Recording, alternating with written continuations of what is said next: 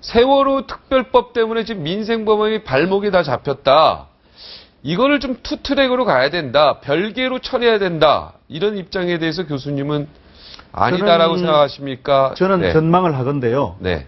이번 주를 고비로 해서 네. 아마 새정치민주연합은 국회로 복귀를 할 것 같고 네. 그 문제도 함께 풀어나갈 수 있는 어떤 가닥을 잡지 않겠느냐 이런 생각을 해봅니다. 네.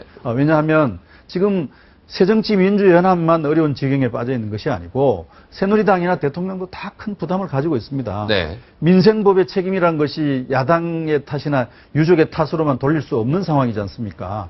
이 상황은 어차피 양자가 만들어낸 결과란 말이죠. 네. 그런 점에서 대통령과 새누리당도 부담을 가지고 있기 때문에 추석 전에 뭔가 이 문제를 해결하지 않으면 정말로 우리 정치권 전체가 붕괴를 하는 상황이 올 것이란 말이에요. 그래서 저는 이번 주를 고비로 해서 다음 주 초에 시작되는 정기국회를 한 계기로 삼아서 네. 뭔가 좀 가닥을 잡아 나갈 것이지 않겠느냐라는 기대와 전망을 해보는데 네. 그런 전망이 별개로 처리하는 게 옳다고 보시는 거죠, 교수님? 저는 뭐 그것이 옳다고 봅니다. 네, 별개로. 일단 네. 민생법은 민생법대로 빨리 처리하고. 네. 야당의 입장에서 현재 세월호 문제 이 특별법 해결만큼 더 중요한 민생 과제가 어디 있느냐. 네. 그 말도 사실은 맞습니다. 네. 유병헌법이나 그 사실은 말도 김영란법도 네. 그 세월호 사태와 맞물려 있는 법이지 않습니까? 그런 점에서 그 말이 맞기는 하나 또 남아있는 여러 가지 과제들도 그 엄중함이 가볍지 않기 때문에 네. 야당으로서도 만약 이렇게 두 가지를 연계해서 교착 상황에 머무르게 되는 이 상황은 아마 만들지 않을 것이다. 저는 그렇게 우리 생각합니다. 홍 교수님도 아니, 네. 우리 김 교수님 좀 입장이 바뀌셨네요. 지난주 토요일 날 KBS에서 우리 심야 토론할 때. 네. 제가 민생법안 중요하니까 따로 해야 된다고 그랬더니 그 경제적 어려움 가지고 협박하지 말라고 그러셨잖아요. 아니, 그거는 그대로 이유가 있는 거죠. 네. 왜냐하면 지금까지 보십시오. 과거 군부 독재 시절에는 안보와 안정을 가지고 사회적 약자를 억압하는 담론으로 삼아왔습니다. 최근 들어와서는 모든 문제 풀리지 않는 문제가 어려운 문제가 생기면 민생을 그 억압의 카드로 사용해온 것이 사실입니다. 그렇기 때문에 네. 그러한 억압적 기제로서 민생 담론이라고 하는 것이 네. 여러 가지 위험하고 문제를 가지고 있다. 저는 그런 점을 지적했고. 네, 제 말씀은 네. 그때도 말씀드렸습니다만 지금의 상황이 그 풀리지 않는 문제가 있기 때문에 이 문제를 풀기 위해서 경제적인 문제가 어렵다고 지금 핑계대는 게 아니란 말씀이죠. 경제가 실제로 대단히 어렵습니다.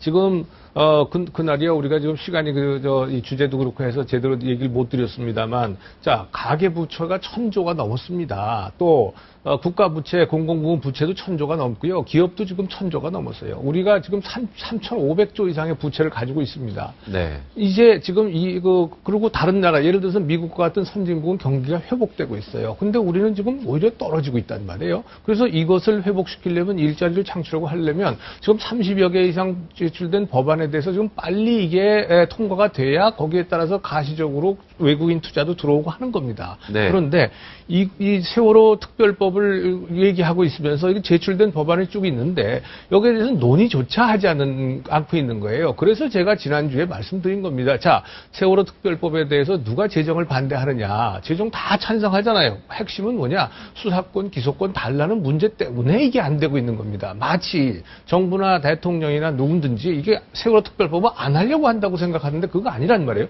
그렇다면 이거는 이것대로 논의하면서 동시에 우리가 경제 관련법도 논의해야 된다는 것이었는데 그때 그거 가지고 협박한다고 그러셨는데 자, 과거에 우리가 외환 위기 왔을 때만 하더라도요. 그때만 하더라도 우리가 재정 적자라든가 이런 거 이렇게 크지 않았었어요. 그래서 우리가 1년 반 만에 이렇게 우리가 빨리 극복할 수가 있었어요. 지금 만약 그런 사태가 온다면요. 대한민국 경제는 그냥 고꾸라집니다. 그것이 지금 경제학자들뿐만 아니라 저같이 정치 경제학 하는 사람 눈에도 지금 보이는 거예요. 그러니 정부가 무슨 말을 해서가 아니라 지금 고생하고 있는 서민들을 위해서도 이거는 정치권으로서의 역할을 다 해달라는 거예요. 그래서 분리해가지고 빨리 논의하고 그래서 빨리 처리하자는 건데 그때 분명히 말씀하셨잖아요. 그거 가지고 협박하지 말라. 그러니까요. 그 현재 경제가 어렵다는 것도 사실이고요. 네.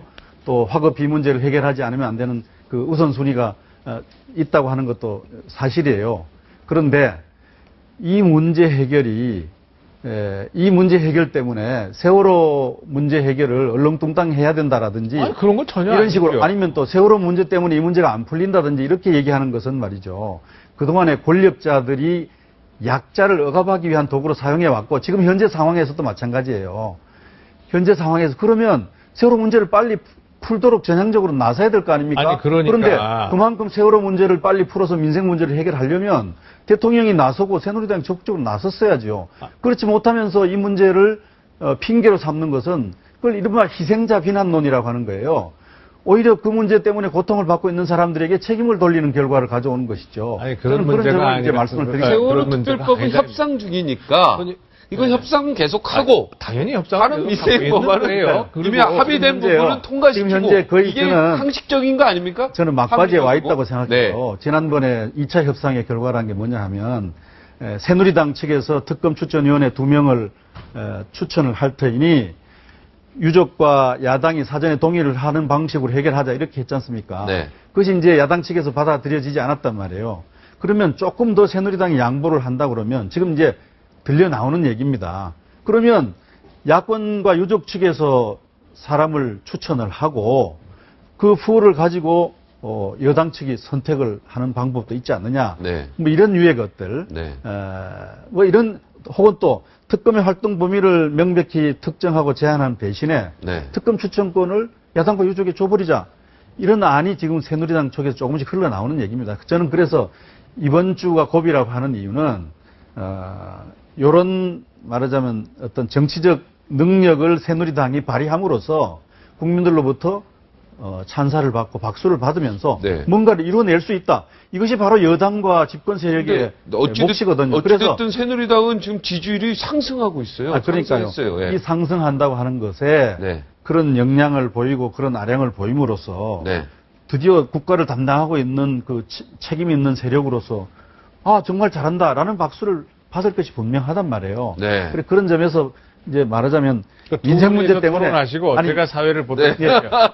인생 문제 때문에 네. 네. 세월호 문제를 빨리 해치우자 이런 야, 얘기는 하지 말고 제가- 세월호 문제 자체에 대한 해법을 제시하고 빨리 해결하면 민생 문제로 빨리 접근해 나갈 수 있는 야. 것이죠. 세월호 문제에 대한 해법은요, 유가족들이 수사권과 기소권을 요구하는 한 이게 어렵게 돼 있는 상황이었습니다. 그렇지 않습니까? 지금도요, 여야가 어떠한 형태로 간에 합의를 한다 하더라도 지금 현재 아직까지 공식적으로 유가족의 뭐 대책위원회든가 이런 쪽의 입장은 수사권과 기소권을 달라는 거예요, 특위에다가. 그거는 우리 헌법상 불가능하다는 것이 뭐 제 생각이고요. 그리고 지금 뭐 대한변협이라든가 이런 데서 기초한 사람들도 이게 지금 그만큼 중요한 일이라고 생각을 안 했던 것 뿐이에요. 그러나 이게 사실은 자력구제, 피해자가 자력구제 하는 거하고 거의 같단 말이에요. 그러니까 이건 허용될 수가 없는 겁니다. 그렇다면, 자, 이거는 이것대로 논의하면서 제 얘기는 그 경제 관련 법안을 진작부터 논의했어야 되는 거죠. 우리 국회에 굉장히 나쁜 이 관행이 있죠. 그게 뭐냐면 자기네가 원하는 어떤 여당이든 야당이든 네. 상관없어요. 대개 야당이 그래 왔죠, 과거에. 새누리당도 야당일 때가 네. 있었으니까. 야당이 자기들이 원하는 것, 소수당이 이것이 안 될 때에는 그거 하나를 고리로 해서 나머지를 전부 일을 안 하는 거예요. 보이콧 하는 거예요. 연계를 시키는 거죠. 소위 말해서 링키지 전략을 쓰는 거죠. 연계 전략을 쓰는 건데 이것 때문에 우리 경제라든가 우리 국민들이 그동안 지불해야 했던 우리가 알지 못하는 수많은 그 엄청난 비용들을 우리가 좀 생각을 해보자 이 말이에요. 그래서 제가 말씀드렸던 것 지금도 똑같이 생각을 합니다. 국민 여론조사 보니까 오늘 거의 더블 스코어 이상으로 분리해야 된다고 지금 나오고 있는데 네. 이런 것들이 지금 국민들이 걱정하는 것이 그대로 드러난 거예요. 그리고 물론 정부 여당이 국정에 총체적인 책임이 있기 때문에 어찌됐거나 야당이 따르지 않아서 또는 야당이 이걸 연결고리로 해서 이렇게 늦춰지는 것도 정부 여당의 책임이다라고 하는 것에 대해서 제가 반대할 생각은 없습니다. 그러나 막무가내로 이거 아니면 죽어도 안 된다고 있는 사람한테 그거 어쩌란 말입니까? 그것도 정부 여당이 책임져야 되는 겁니까? 세상에 그냥 또 져버리고 그냥 장외로 나갔잖아요.